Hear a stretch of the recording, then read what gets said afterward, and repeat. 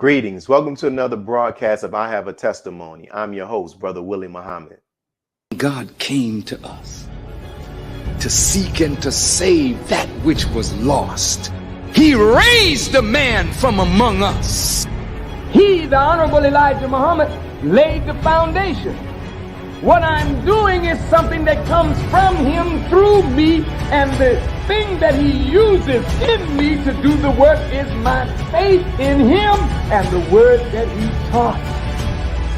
To produce men and women who wanted to clean up their life and build an independent nation for the glory of God. Welcome back, brothers and sisters. So today we're blessed to have with us Brother Michael T. Muhammad. He's currently serving in the capacity as the student minister of the Atlantic City Study Group.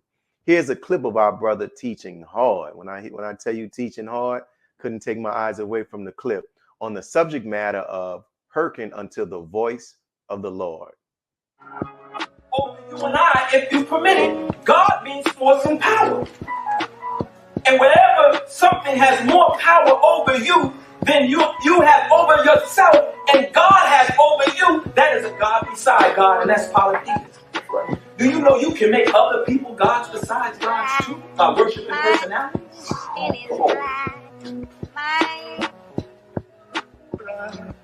Your woman can be a god beside God, brother. Your man can be a god besides God. But the key is to realize that the two of you united is God. Because the Holy Quran says that Allah made man and woman from what? A single what? Essence. Then what is the essence? Because we say of the deceased that they return where? To the essence. Then where is it when they die? Well, you said God is a man, and he is. But we don't worship flesh. No. We worship the eternal God. But we know the manifestation of all things comes from that which he produced in his own form, which is man and woman. Wow. So, assalamu alaikum, dear brother. Walaikum salam, Brother Willie. Oh, man, thank you for granting us the opportunity for this interview, man. We greatly appreciate it. Thank you, my brother. Thank you for the invitation. So, I'd like to get right down to the actual interview. So let's start off by asking you this question. Most of us come to the Nation of Islam, Islam as taught by the Most Honorable Elijah Muhammad, from a Christian background or from no religious background, right? But you have one of those unique paths where you came by way of the 5% Nation. Can you share with us your journey? Yes, sir, certainly. First, let me say, in the name of Allah, the Beneficent, the Merciful, I bear witness that there is no God but Allah, who appeared in the person of Master Farad Muhammad. And I bear witness that the Honorable Elijah Muhammad is the exalted Christ, and the Honorable Minister Louis Farrakhan is the Messiah in our midst today.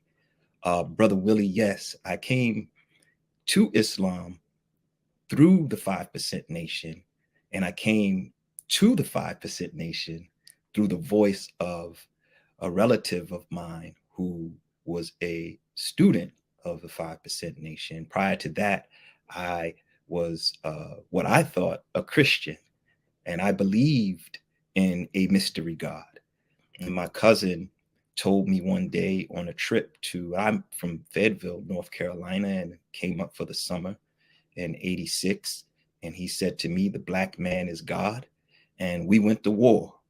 And for about a year or two, he worked on me. We didn't have the internet back then. It was snail mail. And at a certain point, I'm still growing, I'm accepting. And we went to Brooklyn.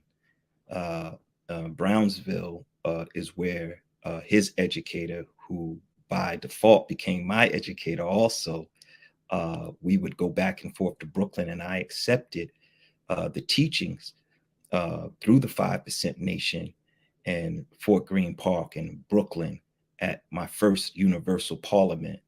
And that experience for me, that was the first time I've ever seen Black people really in that very beautiful and peaceful environment. The sisters were covered, head wraps, and the brothers were very respectful. I had never seen people speak about the knowledge the way that I did, and that influenced me greatly. And that was in 1987, 88, when I accepted the teachings of the 5%. Beautiful, man. And how from that acceptance did you end up being in the nation? Well, it's really the study of the lessons. I didn't know anything about the Nation of Islam except what I was told through the study of my lessons.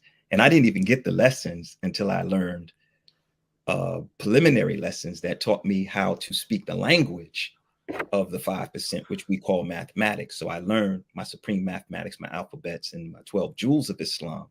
And then it was, who is the original man? When I looked at that lesson, it said the students' enrollment rules of Islam. And that first lesson, when I got there, well, what is the birth record of the said Nation of Islam? And I was, Nation of Islam, what is this? So it's through the study of the lessons that I began to ask questions about the Nation of Islam. But also just being around the gods. It's not like we hadn't seen Muslims before. In North Carolina, I didn't see FOI and MGT. But coming up north, I saw Muslims, and I learned from the 5%ers, what this group was. The first time I heard the Honorable Minister Louis Farrakhan's voice was in 1989, and the tape was the Madison Square Garden lecture. And that was the first time I heard him and began to kind of listen to him more intently. The first time I even heard of Master Farad Muhammad that I could remember is when I received English lesson C number 1, which we call the 136. My name is W.F. Muhammad. And obviously, just by default, you want to know, you want to study. I got Message to the Black Man, How to Eat to Live, Our Savior Has Arrived. So almost simultaneously as I'm studying my lessons, I'm getting access to this knowledge of the Honorable Elijah Muhammad and the nation. Wow. So that leads me to my, my second question. It's still kind of related to the first two. I recall an interview that Dr. Wesley was doing, and he ended up correcting a brother who kind of spoke of him about being a 5% in the past tense. And they said that because of his membership in the Nation of Islam. So can you explain how, though, how one can still be a registered member in the Nation of Islam and a student minister like yourself, but still be regarded as a 5%er? Well, every registered Muslim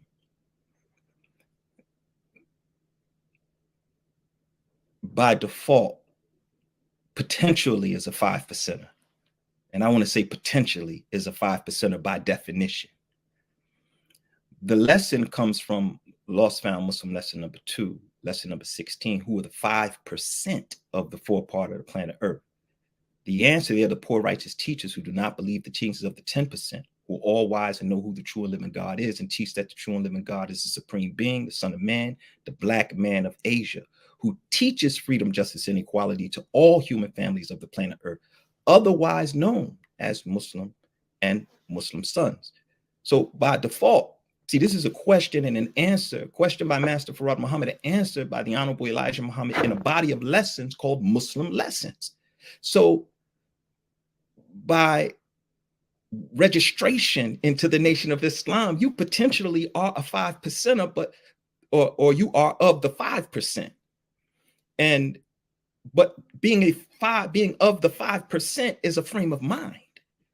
It's now the person that said that about Wesley is speaking specifically about a group of people who have identified themselves as 5%ers via either what they may call the Nation of Gods and Earths or the 5% Nation of Islam. Now that person may have been saying to Wesley, hey, you're no longer a part of us because you joined the nation, but that's his misunderstanding and immaturity in his understanding of what the real 5% are, because they're also Muslim and Muslim sons. They're civilized people, also Muslim and Muslim sons. And what is the meaning of civilization?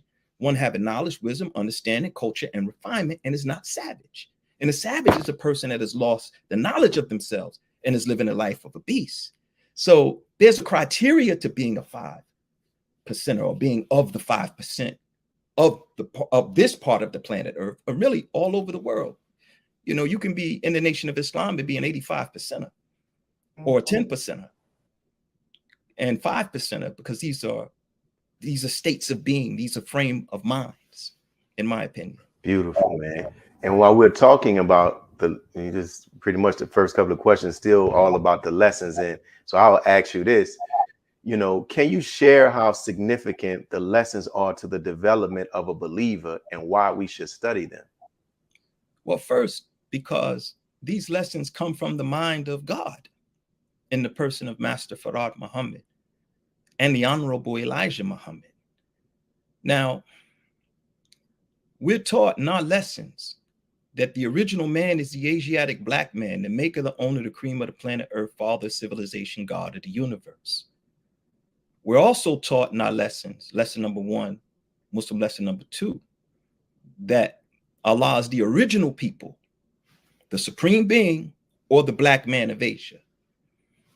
These lessons have in them the mind of Master Farad Muhammad and the mind of the Honorable Elijah Muhammad. Master Farad Muhammad, who we know to be God, the Honorable Elijah Muhammad, who we know to be the exalted Christ and then some. It's important for us to study these lessons because this is our assignment first. Lesson number 1. And when you open the book, at one time it wasn't really given out in book form, but we have what we call instructions to the laborers. And in this book are instructions, and an instruction is an order, or an instruction can be identified as directions or procedures or a manner in which you are to conduct or do something. And in this book are instructions and orders on how we should live. It teaches us our heavenly home. It teaches us who our enemy is. It teaches us all that we need to know in order to live. And I heard the minister say this about these beautiful lessons, that if you learn your lessons verbatim, that you'll have a better understanding of the Holy Quran in English than the Arabs have in Arabic. So what is it about the way that the God compiled these lessons? The minister said to us at one time, he said, you haven't even scratched the surface of these lessons. The enemy confiscated these lessons, as I understand in the history in the 40s. And they used these lessons to discover, by God's permission, things that allowed them to advance their civilization. But we look at this as if it is a pastime when these lessons take us into the future. So it's important for every registered member to study their lessons, because the Honorable Elijah Muhammad said Allah is going to question us on these lessons, all lessons and forms. And I would want to be prepared to answer any questions that I can, from the God. But I would say on this last point, Brother Willie, is that as we study these lessons, in order to truly get from the lesson what we need spiritually, we have to have a healthy respect and love for Master Farad Muhammad and the Honorable Elijah Muhammad, because there are keys in this lessons, and you can never unlock the lessons if you don't have respect for the men. They won't allow you to get access. And that's why I think it's important, brother. Oh man, beautiful. We've only in the first half of this interview, man, and you shared a lot that we can go back and really learn from and be inspired by. So, but we're going to pause to hear from our sponsors. But for those who are watching, we'll be right back with our brother Michael T. Muhammad, to hear more of his testimony. Peace.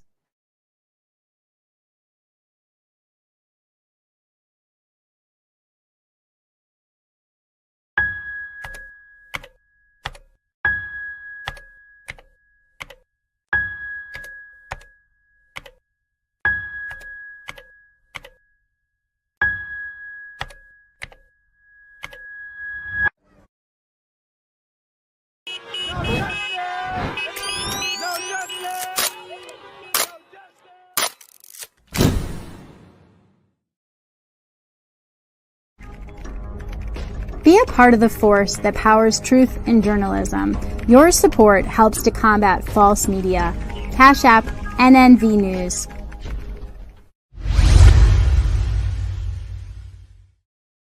And we're back, brothers and sisters, to hear more of this dynamic interview with our Brother Michael T. Muhammad, who is a student minister of that city, Atlantic City, New Jersey, right? And we left off, our brother was very profound. I think this is going to be a clip that we're going to use to inspire many of us to get back into the lessons. He's been talking about his history and how he came into the Nation of Islam. Now, I want to talk a little bit more about the history of Atlantic City and your labor there. But first, we'll ask this question. Can you talk about briefly, your history in the ministry? Because I know you talked about you started in Trenton, or you mentioned Trenton. I don't know if you started there as a student minister, and now you're in Atlantic City. Can you talk about that? I came into the Nation of Islam to Mosque number 7 in Harlem by way of Trenton, New Jersey, where I would go and live during the summer breaks and winter breaks while I was in college as a student at Cheney University. My father was in the Nation of Islam and in Trenton, New Jersey, and also back and forth between Mosque number 12 in Philadelphia. So naturally, my family, all of my father's family is in Trenton, New Jersey, and the surrounding areas. So during the summer breaks, the winter breaks, I would go to Trenton, and as a 5%er, I interacted with the Nation of Islam. So as I wrote my letter at some point in 92, and the group there in Trenton was shut down, a friend of mine and brother who was in Trenton invited me to come to Mosque number 7 6 or 7 months later. And I wanted to be in Brooklyn because I had learned of Brother Abdul Hafiz, formerly Brother Kevin, and I had learned that he was a 5%er. And, I was familiar with Brooklyn because that's where, I would go to be with the gods. And so I wanted to be in Brooklyn, and I met Brother Hafiz and a few other of the brothers, and he pulled one of the brother that invited me, Brother Forrest. He said, "Brother, you should go uptown." And I went uptown and eventually recited and got my X. So I came into the nation by way of Muhammad Mosque number 7 and came into the ministry class through Brother Conrad, formerly Conrad Muhammad. It was recommended to him by a brother who was the first officer named Brother Leon, who had heard me speaking one day. And I guess he talked to Brother Conrad, and unbeknownst to me, I was having a conversation with him, and Brother Conrad invited me into the ministry class to help as one of the assistants there in Mosque number 7. So, coming up, and I never looked at being in the ministry. I wanted to be on the E-team.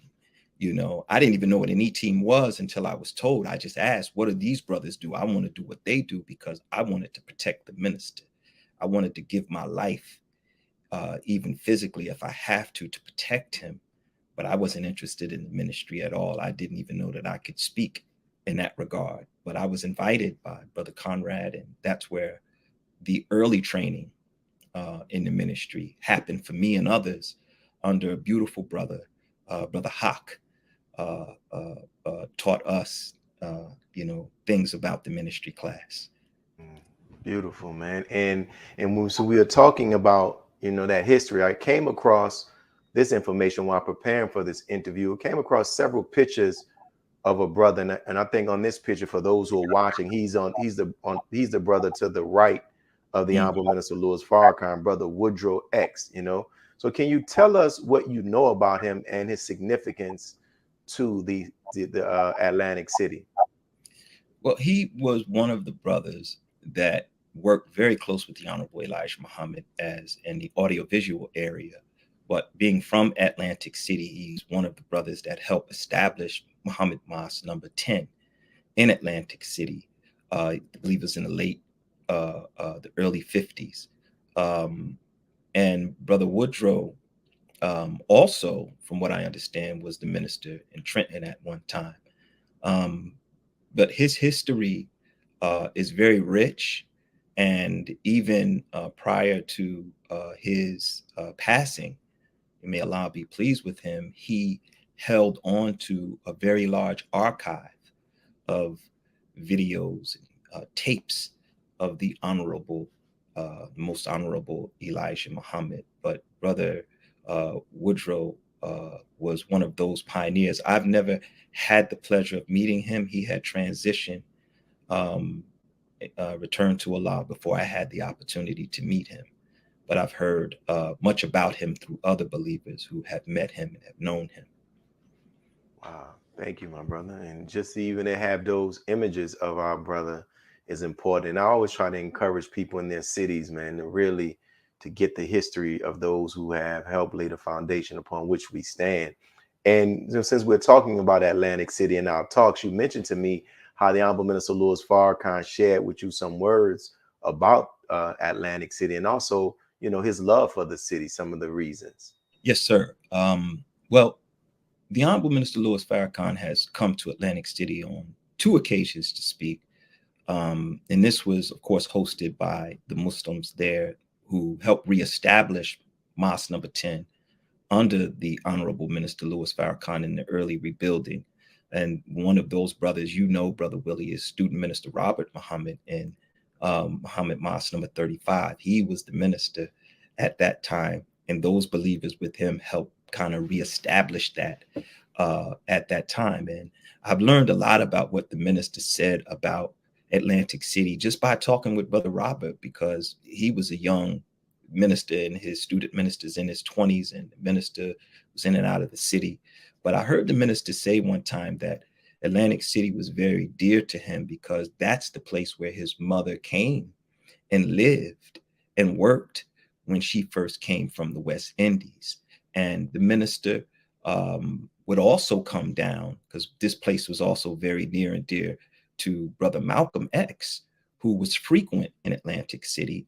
And a lot of this is oral culture, I would say, oral among the community of Muslims there. But Malcolm, from what we understand, would come frequently. They would have ministers' meetings in Atlantic City, and the minister would obviously be there for those ministers' meetings. And also Atlantic City, other than Boston, was one of the first mosques to actually own its property. So it's a lot of valuable history in Atlantic City. It sits on an island. You know, it used to be kind of like a health and wellness resort in the 19th century. So, you know, it's a lot of beautiful history there, but it is a very tough place. And I spoke with the minister one day. We were blessed to see him and speak with him. And when I told him that I was in Atlantic City, because he was aware that I was no longer in Trenton, because I resigned from that post for multiple reasons, of course. But in talking with the minister, when I did see him again, I told him I was in Atlantic City, and he just smiled and lit up. And he said, "Son, I want you to get that city up." And I gave him my word, and my word is bond. I said it without hesitation. Word is bond, Brother Minister. And I've been on the job ever since. But I was invited into the Delaware Valley region by our beloved student minister Rodney Muhammad, because I was in Phoenix, Arizona for a little while, working. And, you know, as I was making my way back to the East Coast, student minister Rodney had reached out to me and asked me would I come and help. And I needed to get some things in order. But our beloved student minister who was here, see, Atlantic City was not a city that he had and I had discussed, but the student minister that was here, our beloved brother, student minister James Muhammad, may Allah be forever pleased with him. He was the student minister here at that time, and he returned to Allah. And when he returned to Allah, Minister Rodney asked me would I transition to Atlantic City. And that's how it ended up here, beloved. Prior to that, I hadn't been in Atlantic City since the 90s. And I think I was with Poor Righteous Teachers when that happened. Other than that, I knew nothing about Atlantic City or not one person in the city. Wow. And we'll make a slight transition because talking about something else you're involved in right now, because you're currently working on your dissertation. That's for your Yes, sir. doctoral degree. Can you talk about what area you're working to get your degree in, and any difficulties you have faced, and any encouragement you have received from the Honorable Minister Louis Farrakhan? Well, first, beloved, yes, my at this dissertation phase, it's been a little over 3 years now, but going to seminary, because my study in seminary is Bible exposition. So I've always had, which is the study of the interpretation of Scripture. So I've always had this passion for Scripture ever since I was 12 years old. And before I decided to go to seminary, I knew I had to ask the minister. And this was while I was still the student minister in Trenton. And I asked the minister if I could go, and called the palace, and he said, yes, you can go. And he said, it will help you greatly in your ministry, as long as you hold on to the teachings of the Honorable Elijah Muhammad. And that's all I needed, because as I talked to other student ministers and peers and colleagues in the ministry, they would look at me, cemetery, why you want to go to a cemetery? But, I love the Scripture, and there's so much in the Scripture that if we teach it right, we can really help and save our people. And some of the difficulties and challenges is that, I'm a full-time father, husband. I work full-time job. I am also student minister, building up a city, into a mosque. And it's nonstop. And in this level of your academic career, so to speak, it's a research degree. So it's constant reading and constant writing, and you constantly refining and modifying. And when I went to seminary, maybe about 15 years ago, and I had to withdraw because it was too intense. And I was in a Master of Divinity program. And I actually called Brother Wesley, and I sat outside the school, and I told Brother Wesley, I said, man, I don't think I can do it. And I broke down and I cried. And my big brother, I said little brother, but my brother, he said to me, he said, brother, sometimes you got to take one step back to take 2 steps forward. And I thanked him. And because he was still, I think he had just finished his dissertation and finished his schooling. And I walked out of that school, New Brunswick Theological Seminary in New Brunswick at Rutgers. I walked out of that school with tears in my eyes, and I said, I'm going to go back and do it again. And so, Brother Willie, I'm just about done. So praise be to Allah. Well, man, we appreciate that you will continue to pursue that, and we pray and wish for your success in getting it done, because as the Honorable Minister Louis Farrakhan said, in the end, it's going to help you and it's going to help our nation. So we're coming up on our next break. And when we come back, brothers and sisters, our brother has authored several books, and we're going to get the opportunity to provide him the opportunity to give us a brief little, understanding, explanation on what was the objective of each of those books. So we'll be right back with more of this dynamic interview, which I'm enjoying with our Brother Michael T. Muhammad. Be a part of the force that powers truth in journalism. Your support helps to combat false media. Cash App, NNV News. AsiaticMinds.com, the curriculum of study from the University of God's Mind. Education that enhances the quality of learning through a virtual school system. The science of mathematics, communication, and deductive reasoning. Our children are the future. Invest in your destiny.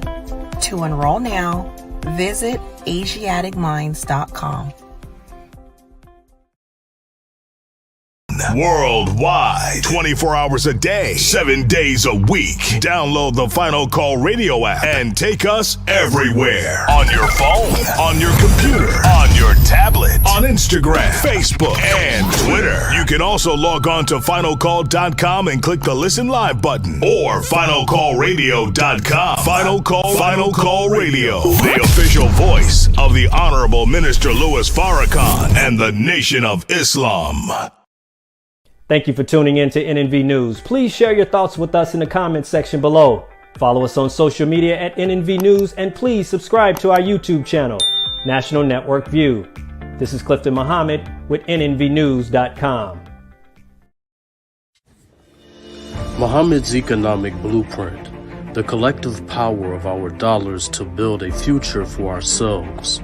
With 5 cents a day, 35 cents a week, $1.40 a month, and $18.20 a year multiplied by 16 million wage earners would give us $291 million in 1 year. Everyone can give 35 cents a week as an investment in our future. Donate now and see what our pennies, nickels, and dimes can accomplish. Visit economicblueprint.org.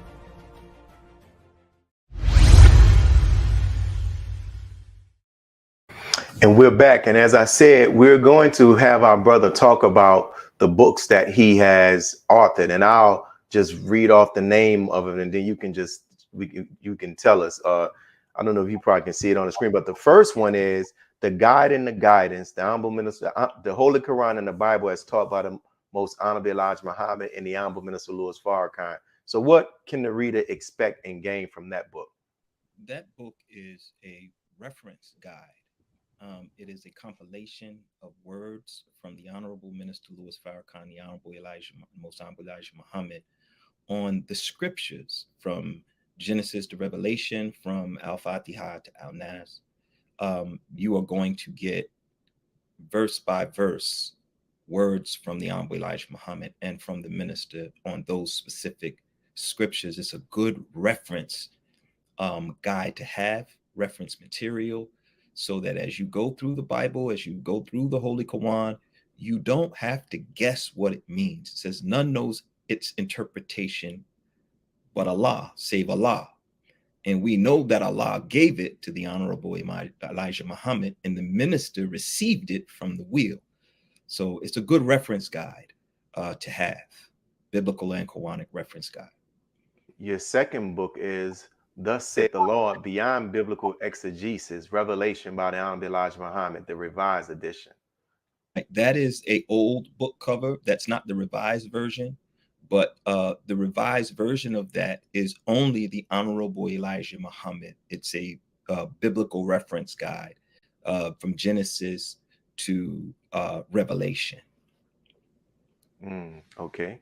And the next one is Demystifying the Vision Experience of the Honorable Minister Louis Farrakhan, which you also told me that that's in Spanish as well. Right. That Spanish version, there, our beloved Brother Abel, put that together for me and his team, and they worked on that for us. But Demystifying the Vision Experience is a third publication that came out of the first publication, which was called Who Do You Say I Am? The Betrayal and Crucifixion of Louis Farrakhan. But Demystifying the Vision Experience, it goes into not just the fact that the minister had the experience, but how I believe he had the experience, how he had it, not the fact that he just had it, but how he had it. And there's some oral testimony in there from others with regards to the minister's experience. So we kind of go through the fact that his experience is real, a real experience, and how it happened.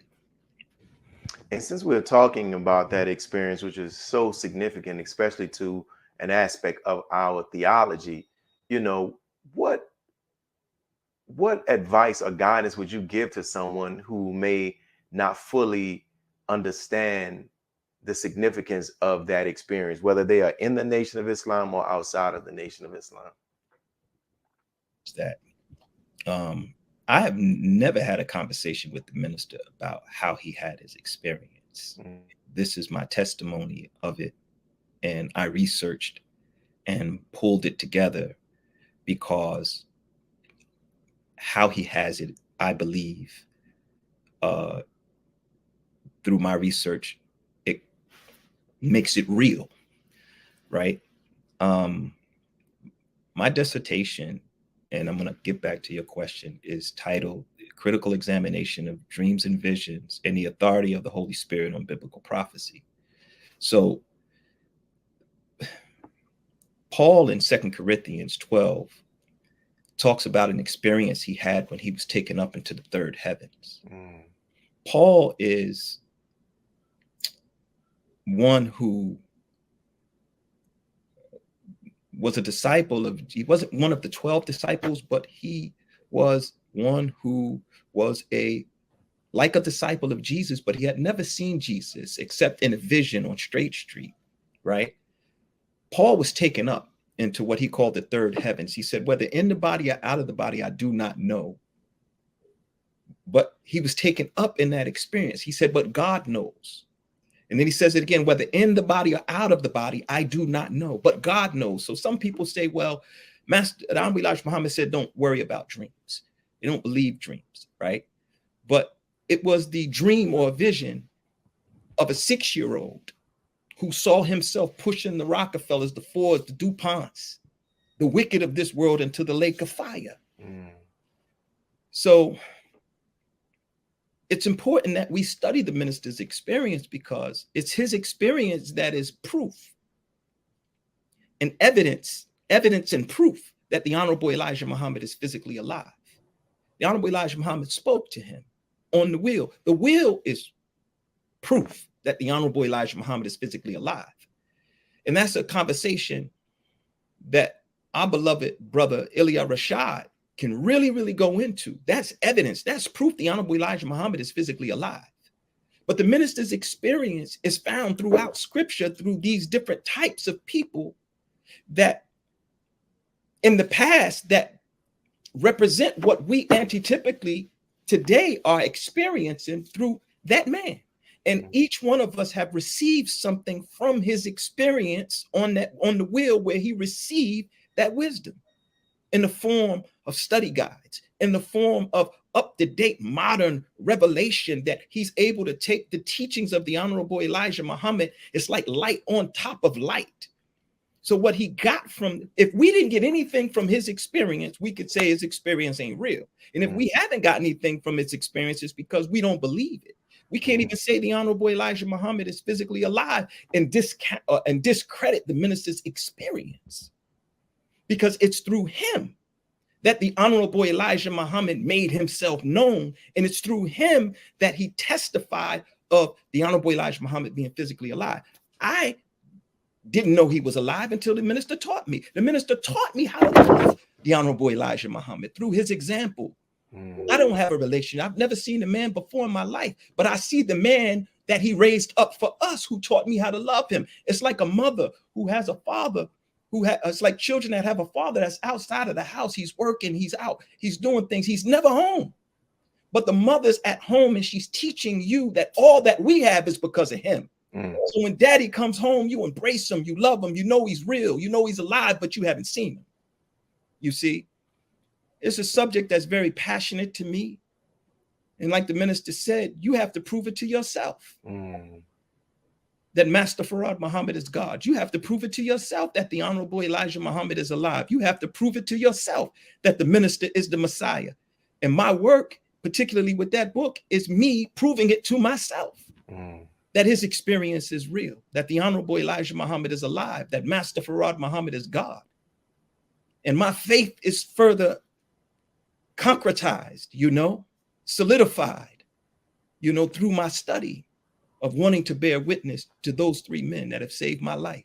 Beautiful. And for those who are watching this interview, make sure you go online, you all, to support those and get those books, so you can also, as all of us, can strengthen our faith. And we have 5 more minutes before our next break, but I want to get this question in, Brother Michael. would like to ask you about your relationship with our brother Jabril Muhammad. Can you share with us how you have worked with him and any lessons you have learned from him? Well, let me say, I've never worked with Brother Jabril in that way. In the early phases of the writing of Closing the Gap, you know, I'm very close to one of the brothers that worked with Brother Jabril on that, and some of the brothers, Brother Marlon, Brother Aaron, who used to be the captain in Newark, Captain Richard, and others. We were all kind of around one another. But, you know, I didn't work on the Gap book or anything. My relationship with Brother Jabril started out with just me writing him. And it's probably similar to the relationship of most student ministers in the Nation of Islam. While I was in Trenton, I had been going through an extremely difficult time, and Brother Jabril called me out to Arizona. And that was the first time I had a chance to meet him in person at his home and sit and talk with him. And that correspondence continued, but it took time for him to even really speak to me directly. He's not the kind of person that you're just going to run up on. My communication with Brother Jabril started out communicating through Dr. Patina, his wife. And then eventually he invited me out, etc. And then he began to give me lessons and nuggets. I would write my lectures out. I would send my lectures to him. He would correct me on things. He would give me guidance on how to see the hypocrite and how to better serve and help the believers. And he said to me one day, he said, brother, your job as a minister is to help the believers see the minister better. That's our job, is to help the believers see Farrakhan, see him better, not me, but to see him better. So I learned a lot from Brother Jabril. I've asked him questions about the lessons. English lesson number C1, I remember asking him about that. And we were taught as 5%ers that it was Master Farad Muhammad talking to a judge. It was Master Farad Muhammad talking to the Honorable Elijah Muhammad. Brother Jabril said no. He said, you can say that he was talking or speaking to himself. So little nuggets like that, because I wanted to know about the lessons. Was Father of Civilization ever in the lessons? And Brother Jabril said, yes. I said, who took it out? He said, the hypocrites. So, you know, it's little things like that, you know. But I thank Allah for our beloved brother and his wife, Dr. Patina. I love them. And when I was in Arizona, when I did the first print of Who Do You Say I Am, which eventually came Demystifying the Vision Experience, I had coffee with Brother Jabril, and he questioned me on that book. And him questioning me on that book caused me to go back and do a second version of it, and then eventually this version of it, which still is not perfect. You know, my understanding has changed since I've written Demystifying the Vision Experience. And also the great brother Abdul Wahid, who I love tremendously. I spent a lot of time with Brother Wahid, who really, really helped me to understand my role as a student minister, even at that time when I was not over a city. Beautiful, man. And we're coming up on our last break, my brother. And when we come back, for those who are watching, make sure you continue to share this. Make sure you invite other people to watch it. We're going to hear more from our brother Michael T. Muhammad. Peace.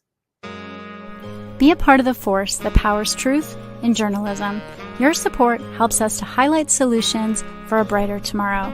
Go to nnvnews.com/donate. AsiaticMinds.com, the curriculum of study from the University of God's Mind. Education that enhances the quality of learning through a virtual school system. The science of mathematics, communication, and deductive reasoning. Our children are the future. Invest in your destiny. To enroll now, visit AsiaticMinds.com. The hashtag Bank Black social media campaign made strides not only in revolutionizing how we bank, but also how we think. the movement inspired thousands of African Americans across the country to transfer or deposit millions of dollars into Black-owned banks. These are banks that will invest in urban communities, employ African Americans, support Black businesses, and inspire Black home ownership. This is a very proud moment for our culture as we are taking small, but significant, steps towards building Black power through Black wealth. Please share your thoughts with us in the comment section below. Follow us on social media at NNV News, and please subscribe to our YouTube channel at National Network View. I am Anissa Muhammad with nnvnews.com.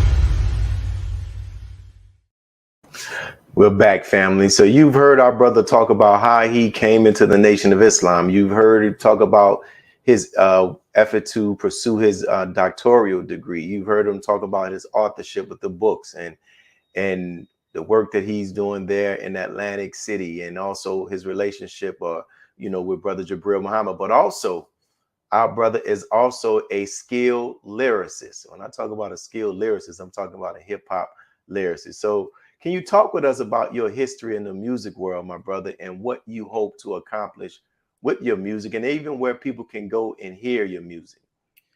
Wow. Brother Willie, my experience with hip hop has been kind of love and hate. It is a world that can be a god to you. I had been involved in the music business, since the 80s. I would say 87, 88, 89, around that time. And my first exposure on a professional level was through a good brother that my cousin introduced me to and was managed by, named Mel Kwan, Divine Mel Kwan Allah, who at that time was managing two of the founding members of the Wu-Tang Clan, the Jizza and the RZA. And so I spent a lot of time in Brooklyn with the RZA, Hanif, my cousin, who gave me knowledge, and Mel Kwan and Shabazz, Mel Kwan and Shabazz. And, coming up from the South, they really helped me grow and learn. And like even being, with the brothers, the Jizza told me, as far as my writing is concerned, little nuggets, like when you write, think in pictures, think about the video and things like that. I watched and I observed them. And then, but I loved Islam. See, we were all 5%ers, but I loved the Nation of Islam and I loved the minister, although at that time I was not a registered member. But Allah saw fit for me to become a member. So when I came to the mosque and met Brother Hafiz, we had already had music out. So I brought some vinyl and I brought some cassettes because, CDs were just coming out. You didn't have the internet like you do today. So I couldn't say, Google me or whatever. But we had released a single, me and some friends of mine that I went to college with. And that just happens to be a, kind of like an underground hip hop classic called No More 9 to 5 in the Last Days of Wax. We were always thinking independence. I was listening to the minister, tapes from the minister at the Jack the Rapper. So all of that's going into my head. So I'm thinking about independence while my friends have record deals. Poor Righteous Teachers, RZA, Jizza, they have record deals. I'm always thinking about independence.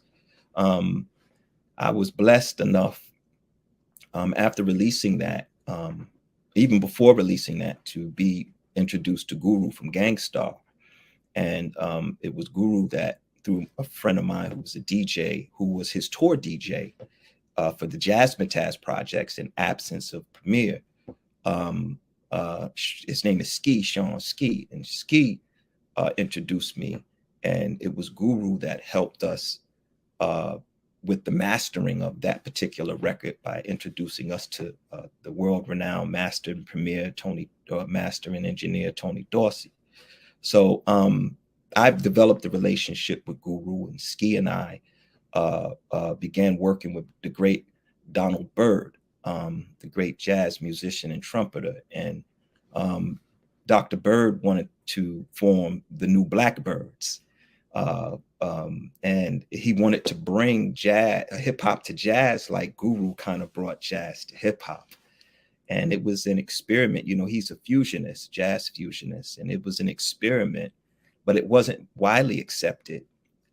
We toured, you know, domestically. We did a lot of shows, a lot of radio. We did a lot of stuff in New York, and we did BET. So while I was in the mosque in number 7 as a young brother, people would turn on, I'd be right on BET on Jazz Central with Ramsey Lewis and Donald Byrd, the New Blackbirds. And I would walk in the mosque and people were like, did I just see you on TV? And I was just so humble. I was like, nah, that wasn't me. But it was a tug of war for me, because at that time, Guru would always tell me he had a situation for us set up on Payday. You know, he was 10 years my senior, beautiful brother. But, you know, the ebb and flow of music, the ebb and flow of the industry, you know, it did not work out. And I began to kind of move away from music in that regard and focus more on my spiritual, mental, and moral development.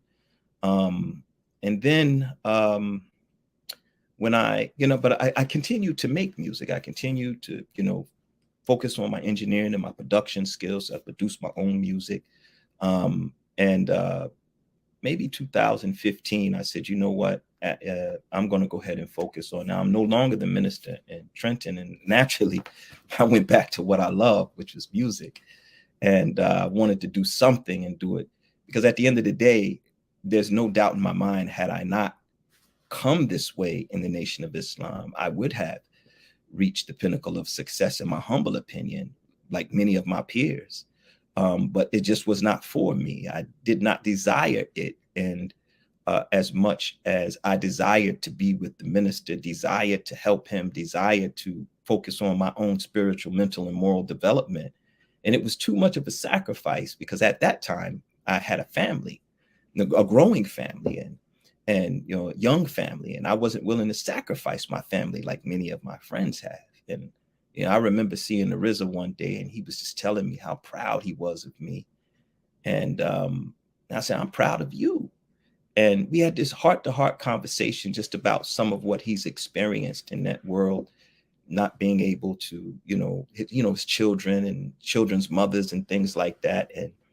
And I realized that, I made the right decision. I've seen a lot of people in this industry sacrifice. And the minister really talked about that in the Swan Song, about entertainers, musicians who sacrificed so much of their spiritual, mental, and moral foundation for money, and you lose your soul in the process. And I wasn't willing to do that. But in 2015, I decided to really start focusing on production again. And immediately I began working on other projects, doing production, and then decided to put my own project out, which is Invisible Freedom.